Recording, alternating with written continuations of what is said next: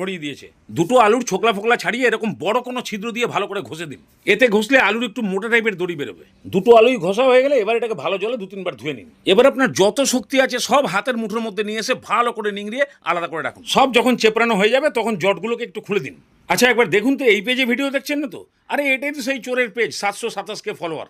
প্রথম কথা হলো, এই পেজে ভিডিও দেখলে আপনি আমার প্রতিদিনকার কারেন্ট ভিডিওগুলো দেখতে পাচ্ছেন না। আর যে ভিডিওগুলো আমার 1.5 মিনিটের বেশি, সেই ভিডিওগুলো আপনারা ফুল রেসিপি দেখতে পাচ্ছেন না। আমার কারেন্ট ভিডিও আর ফুল রেসিপি দেখার জন্য আমার পেজের নাম আর ফলোয়ারের সংখ্যা দিয়ে দিলাম, ফেসবুকে সার্চ করুন, পেয়ে যাবেন। এবার এই জট ছাড়ানো আলুর দড়িতে পরিমাণ মতো নুন, কাঁচা লঙ্কা কুচি, ধনেপাতা কুচি, দুটো মিডিয়াম সাইজের পেঁয়াজ কুচি আর 5 চামচ মতো কর্নফ্লাওয়ার, না থাকলে ময়দা আর চাল গুঁড়ো হাফ হাফ। ভালো করে এগুলো মাখা হয়ে গেলে ঠিক এই টাইপের একটু চ্যাপটা করে শেপ দিয়ে দিন। নিন, এবারে সামান্য সাদা তিল ওপরে ছড়িয়ে দিয়ে আস্তে করে চেপে দিয়ে তেলে ছেড়ে দিন। গ্যাসের ফ্লেম একদম লো থাকবে। এইভাবে প্যানের মধ্যে যতগুলো ধরবে ততগুলো সাজিয়ে দিন। তারপরে মিডিয়াম হিটে নাড়িয়ে চাড়িয়ে উল্টে পাল্টে 2 পিঠটা কালার আসা পর্যন্ত ভাজুন।